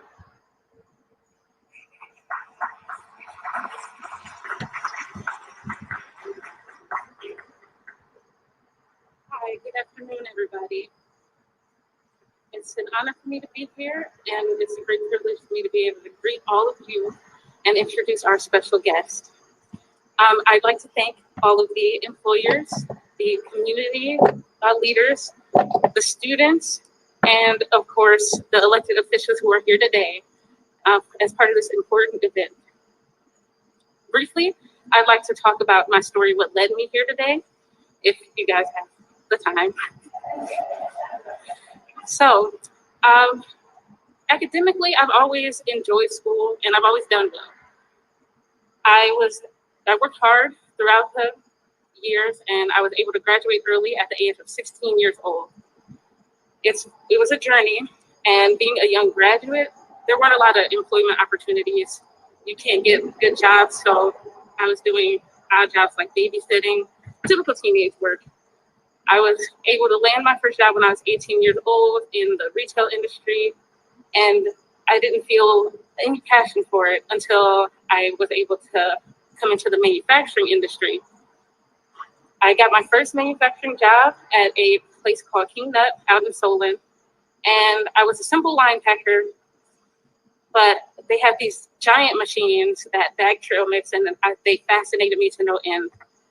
They were CNC machines, and I slowly but surely taught myself to operate them until my plant manager took notice and decided that he saw that I was capable and had a natural affinity for these machines and the work that they do. And he promoted me to a machine operator. And I never looked back from there. Manufacturing was my passion, and I strive to be the best there could be for the manufacturing industry. That's what led me to the ATA. My cousin recommended the program. She had successfully completed it the year prior. And I was, at 19, I became a single mother, and with the thought in my heart that I wanted my daughter to see and do better, I joined the program, I contacted them, and it's been one of the best decisions I've ever made. I made it through the program, despite in the middle of the semester, the COVID pandemic hit the world and shut the school down. The program was very good at contacting all the students, keeping us all retained, making sure we were able to finish successfully, and even worked with us afterwards for job placement. After that, I was put into the job at Postmaster, working closely with the ATA staff until, the interview, and their contacts with Postmaster and the manufacturing connections that they do have are what creates these opportunities. I'm very grateful for that. I recently was promoted at my position after I was put in as a fittings coordinator. I learned everything there is to know about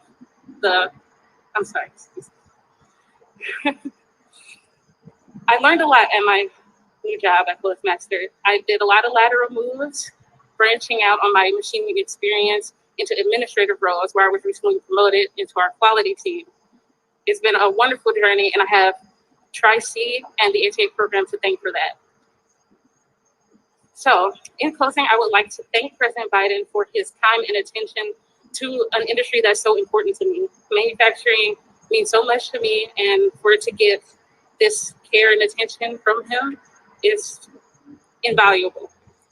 And the opportunity that led me here today, I'm ever grateful for. So in closing, I'd like to introduce and welcome the 46th President of the United States, Joe Biden.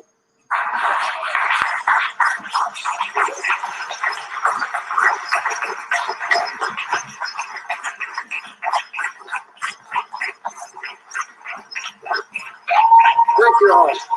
Thank you. Thank you. Please sit down. Shella, thank you very much for sharing your story. It's impressive. Dr. Johnson, everyone at Cuyahoga Community College, thank you for being here and having me here. And by the way, all the elected officials, we call this, in my business, we call this a busman's holiday. To have to come and ride a bus again with another guy. You're awful nice to be here. The only thing worse for an elected official when the president shows up and they say, the worst sentence in English language is, I'm at the airport. And so thank you all so much. I got some really great friends here. With Marcy. And anyway, Mr. Mayor, thank you. Dr. Johnson, thank you very much, and for letting me borrow, by the way, Marcia Fudge to serve as Secretary of Housing and Urban Development.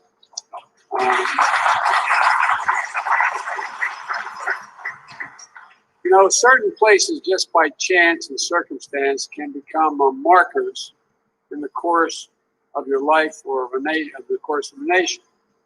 And for me, Tri-C is one of those places. Just a little over a year ago, March 10, 2020, I came to Cleveland as a candidate running for president to hold a rally here at the community college. Upon unloading, we got word that Governor DeWine, he did the right thing, wanted large indoor events to shut down because of the growing concerns over the virus and spreading all across America. There would be no rally that night. And life in America had changed. And a long, dark year was about to descend upon all of us. 14 months later, we finally made it to campus. From a year of darkness, we're now emerging into the light. And I said from the very beginning, there's no chance for this economy to come back unless we beat the pandemic. I remember Congressman Ryan and I talking about that a lot in the campaign trail. Where's everybody go? Beat the pandemic, bring the economy back. And so that's what we set out to do, to help a lot of the people that are right here. And after administering 271 million doses of vaccine in the first 120 days, and we have the cases are down now from January, they're down 83% COVID cases, down. The number of deaths has fallen by 85%. Schools are reopening, businesses are opening, restaurants are reopening. And I hear that as last night's vaccine lottery, Ohio has a new millionaire.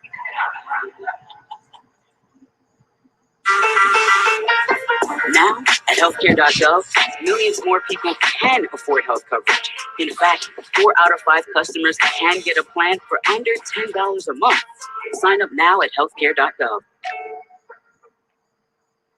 I tell you what, who would have thunk it? $1 million for getting a vaccine. But it's working. Now, 56% of Ohioans have had at least one shot. We got to get to 70%. That's the goal. We've turned the tide on a once-in-a-century pandemic. We've turned the tide on a once-in-a-generation economic crisis. And families are beginning to be able to breathe just a little bit easier. We still have work to do, but our future today is as bright and as wide open as it ever has been. And now we're faced with a question. What kind of economy are we going to build for tomorrow? What are we going to do?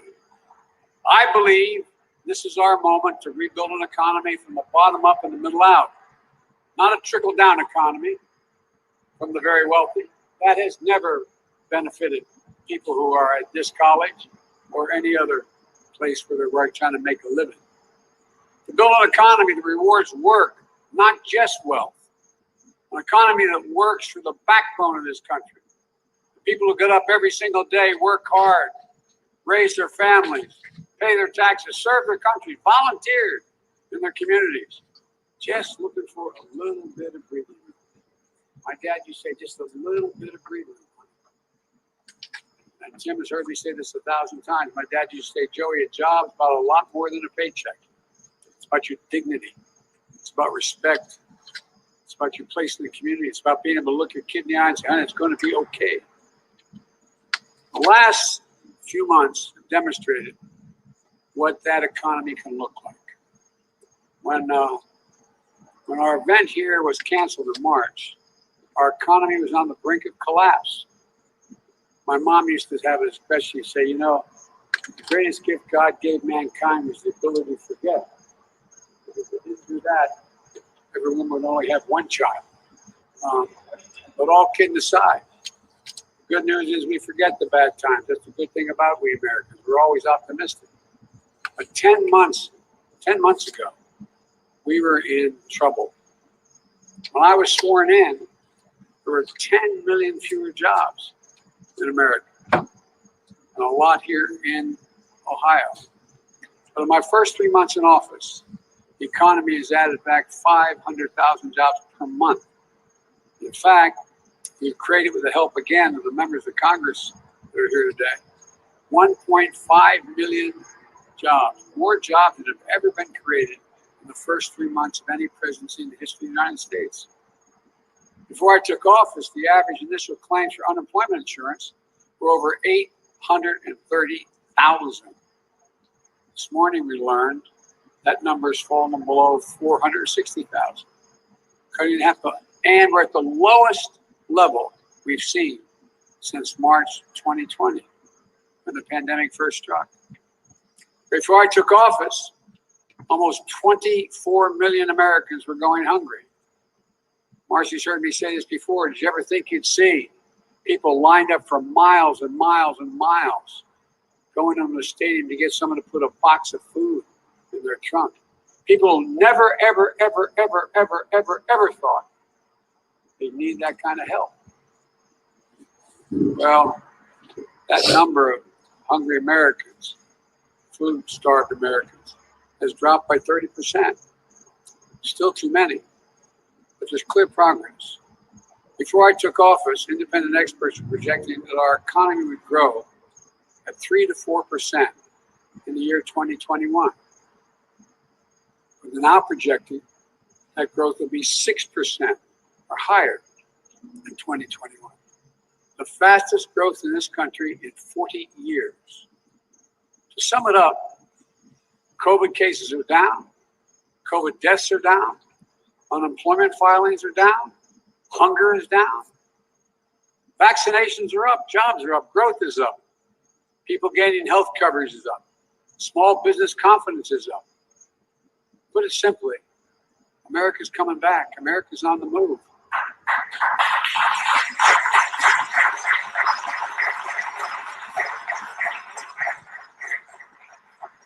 And that wasn't an accident. It wasn't luck. It happened for two reasons. First, we made the vaccine program a priority. As my friends in Congress today, I got a lot of heat for just focusing on the vaccine. It goes back to what we all talk about. You've got to fix the pandemic. Wait, Kim, did you get the vaccine yet, Kim? You're able, with a lot of hard work, get 600 million doses of the vaccine, enough for every single solitary American. We didn't have enough vaccinators.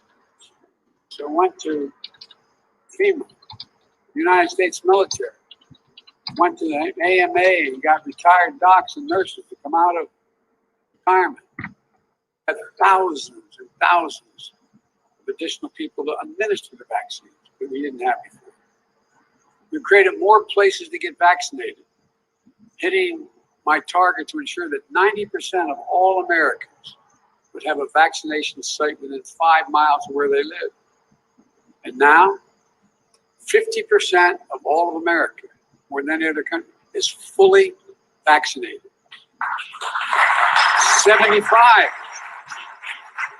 75% of seniors, Black, white, Hispanic, across the board, are fully vaccinated.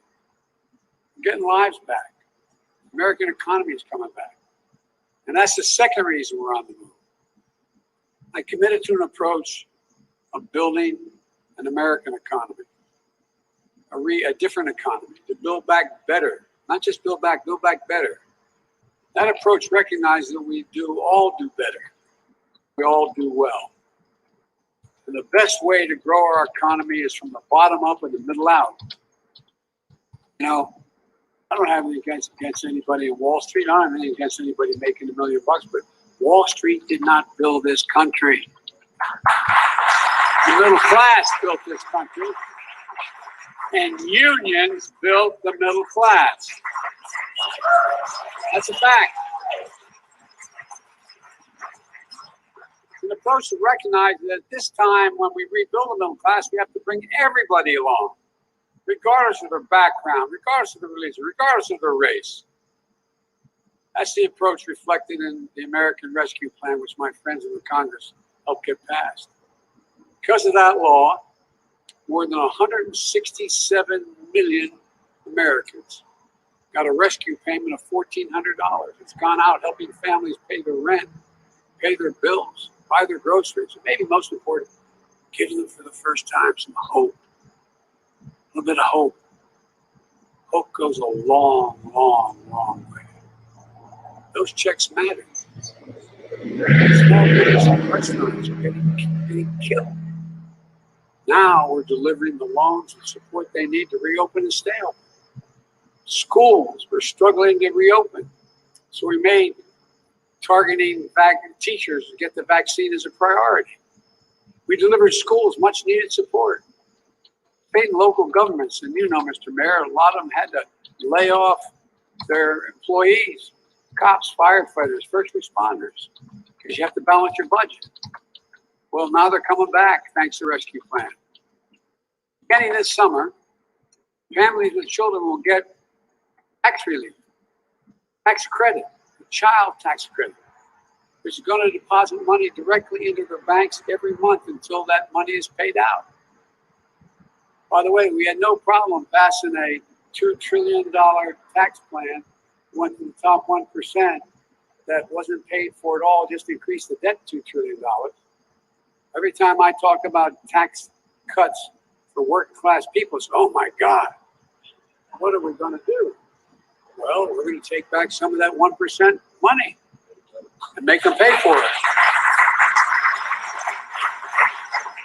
And thanks in part to a part of the rescue plan named for an Ohio labor leader, Butch Lewis, championed by Sherrod Brown, who I don't think Sherrod's here today. Hundreds of thousands of retirees and workers across Ohio and millions more across the country can trust that their pensions they work so damn hard for and sacrificed to secure will be there for them. Unlike my dad, who busted his neck his whole life, and when the company went on, he lost his pension completely. Even my Republican friends in Congress, not a single one of them voted for the rescue plan. I'm not going to embarrass any one of them, but I have here a list of how back in their districts they're bragging about the rescue plan. Square Terminal makes payments fast and easy, with no hidden fees or long-term contracts. You can stop settling and start expecting more. I'm going to leave also, Ali. I'm about to leave also. It's almost time for me to go to sleep, so. They touted the restaurant. And I'm going to shut it down anyway, guys. And I need to go to sleep because I wake up early in the morning. Thank you so much, Ali. Thank you so much for the membership. And thank you so much, my vlog, also for the membership with you.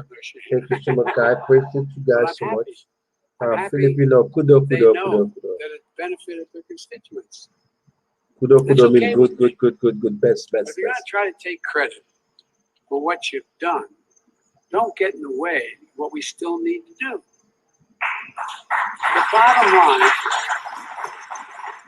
bottom line is this. The Biden economic plan is working. We had record job creation. We're seeing record economic growth. We're creating a new paradigm. Thank you, Len, Sean, baby. Thank you, Len. People in this nation. Shop also. Thank you so much, guys. Thank you so much. Come up with Kim, and Madame Nolate. Come up with Madame Nolate. It's me. My vlog, my life. Thank you so much, guys. Yeah, you guys are the best. Ding Dang was there also. Oh my. I just say it's Ding Dang was there. They was come up, show us the pineapple. And I think he's eating the pineapple right now. I did appreciate you guys so much. Filipino people, kudo. Thank you so much, guys. You guys are the best. Or ATT TV also was there. ATT TV also was there. Also ATT also. Thank you so much, guys. Everybody come up with 2 channels. just to show me In the love. coming weeks, Appreciate my that, guys. administration will take steps to combat these supply pressures, starting with the construction materials and transportation bottlenecks and building off the work we're doing on computer chips. We're also announcing new initiatives to combat anti-competitive practices that And hurt it's been small beautiful, businesses and and I'll families. never forget about you. Fixing those problems Long time to see and can you help know, build get more well, dynamic, please. AG innovative Menzer economy, was and we're there. going to have a lot more to Also, say about AG that debate. Menzer was But there. this So thank you is so much, guys. already I appreciate you guys so We're much, on so the much, right so track. much. The American Rescue Plan laid a strong foundation for So a new much, economy guys. that brings everybody along. You guys are the But it's best. just the first step. That's why We're sometimes going to I'm build on the tired. I can't incentive even get in incredible your progress life, but I we've made always try my best to and get set there. Even I America get on a there late, sustainable path but I to always faster, try to more get inclusive there. economic growth. I We have appreciate to you start guys so much. investing in ourselves again, in the American people again. And Consider Lennon this. Bride also, 3 Shing, decades ago, Shing the United States was Baby, Shing, number one, Shadi and some would also, argue number Jordan. 2 in the Thank world you guys, for thank R&D you. spending, research and development, as a share of our economy. You know where we are now in the international competition? Number 9. 9. Meanwhile, China was number 8, and their overall spending in research and development 3 decades ago, they're now number 2. Number 2. This past year, Japan, Canada, Italy, France, the EU have announced significant infrastructure spending. China's announced that they're increasing their research and development spending dramatically. Japan is making huge investments in reducing carbon emissions and building out the Japan, huh? capacity there. The European Union as well. We're in a race to see who wins the 21st century. Now, if I could hold just for a second here, one of the things I've found, I'm supposedly, that always announced me in the past as an expert in foreign policy. Well, let me tell you something. Economic policy is harder than foreign policy. You know what the basis of foreign policy is and our stature in the world?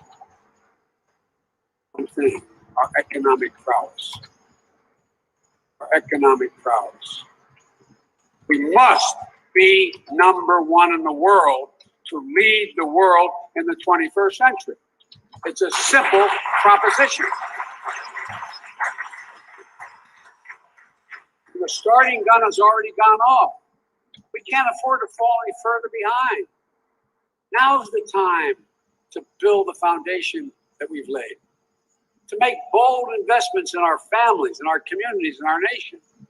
We know from history that these kinds of investments raise both the floor and the ceiling of the economy for everybody.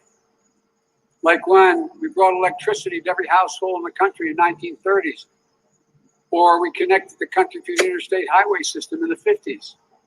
They created millions of jobs, good paying jobs. They set the economy up to grow more quickly and share prosperity more broadly for decades to come. Those electrical poles and wires still help power rural communities 80 years after they were built. And it's time now to rebuild them. A quarter of all the miles Americans travel on roads are in the interstate highway system, built 60 years ago. 60 years after we built it. These are generational investments. Private sector does not make these kind of investments. We've neglected that kind of public investment for much too long. The pandemic exposed just how badly we need to invest in the foundation of this country and the working people of this country. That's why I proposed the American Jobs Plan and the Americans Family Plan. The generational investments we need today to succeed for tomorrow. You know, as my wife Jill, who's been a teacher for a long time, she used to be about 10 years younger than me. Now she's 30 years younger than me. She is in every way, God love her. She's the only first lady ever to work full time. Full time. She teaches 15 credits at community college. 15 credits. She's a remarkable person. And she's out in Missouri right now and Kansas doing other things, nothing to do with her job as a teacher. But my point is this. Jill has a constant refrain. Joey, any nation that out-educates us is going to out-compete us. It's a simple proposition. You know, think about this. One of the reasons that caused us to move ahead so significantly as a world leader and economic leader in the world was in the late 1800s, early 1900s, we're the first nation in the world to say we're going to have 12 years of free, without any limitation, free education. 12 years. Now imagine if, and the rest of the world's caught up with us, and they've now passed this in many cases. Imagine if we were sitting today and say we're going to set up an education system. Does anybody think 12 years of education is enough for us to compete in the world in the second quarter of the 21st century? I'm not joking. Just consciously think about it. Is it enough? It's not. And so I'm proposing 4 additional years of education. 2 years of high quality pre-K for 3 and 4 years old, not in daycare, in school. The studies show that if you do that, those children have an opportunity of 56 better chance of going through all 12 years of school and beyond without getting in any trouble, no matter what the background or the family they come from, no matter what. The front end, those 2 years are important. And then 2 years of free community college. Free to better prepare our people to get these good paid jobs in the future. Jobs I saw students training for throughout the manufacturing technology center. You know, we need to invest in transportation infrastructure. Drive anywhere, and you can see why we're rated 13th in the world in infrastructure. The United States of America is viewed to have the 13th best infrastructure in the world. Come on. This is the United States of America, for God's sake. We need to invest in universal, high-speed internet, more seamlessly connect our businesses and our customers, expand the possibilities of job opportunities in every hometown in America, no matter how big or small. And by the way, if you hold for a second, think about this. How many of you, men and women, have children who were doing remote learning? Think of all the children throughout the country, in inner cities and in rural areas that had no internet connection. It's estimated that some of those kids are going to be pushed, although it's only been 1 year, 3 years behind in their education. Bye, everybody, guys. Good night, everybody. Thank you so much, guys.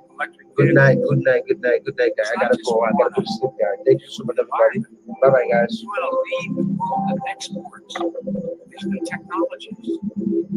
Instead of seeding the global market, job creation with the Chinese, they're building 20 times as many electric vehicles. And the technology that goes with it. What are we doing? It's millions of jobs in China. Exports technology. I mean, the net export major technology. Bye, guys. Good night, everybody. Good night, good night, good night. Good night, everybody. Good night. They're all on the cusp of being able to be dealt with. You know, if we don't do something about Alzheimer's, every single software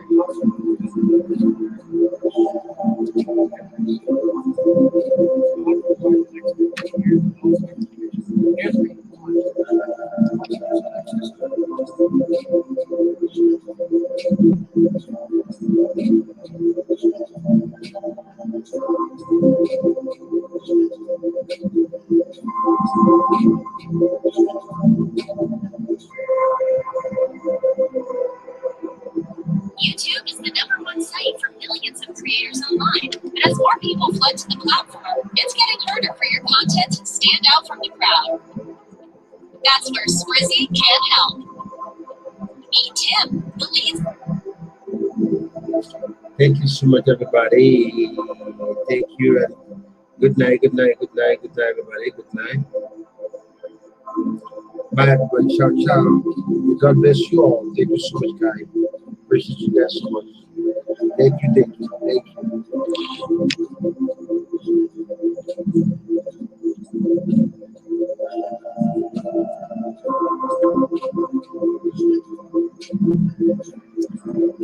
Ciao, ciao. Thank you. Thank you so much, everybody. Thank you. Bye, everybody. Bye-bye, guys.